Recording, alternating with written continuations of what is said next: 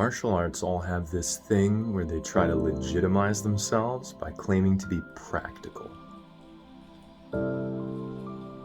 Many of them aren't. I've heard this a ton of times in regard to one of the styles I train in and teach, Uechi Ryu. Uechi Ryu is not practical. This is an issue of definition.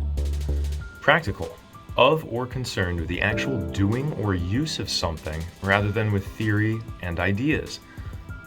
Okay, by that definition, Uechi can be practical, but so is every other martial arts style.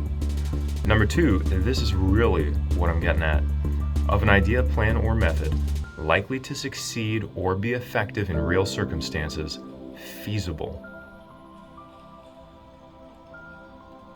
Before we continue with the video, I want to take a moment to thank today's sponsors. There's two. The first is common sense.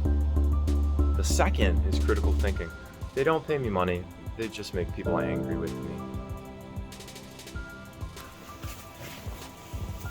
Uechi Ryu is famous for its small surface strikes. Shoken, nukite, hiraken. There are others, but this is what I want to talk about real quick. Immediately effective or usable for the average person in the moment of need. This is a pad full of cloth. I can't hit it hard with this, and I've done Uechi for years. Okay, now, admittedly, I don't train on my conditioning very hard. In that regard, you could say I'm a bad Uechi-ka, and that's the problem. What I'm trying to say, though, is it's not practical to say, use this weapon that the average person can't. It requires time to develop it. So, Uechi isn't practical. What you could say is that it's effective, but that's a different argument, and that's a different thing. If you develop these tools and weapons for many years, yes, you can use them with great efficacy. Okay.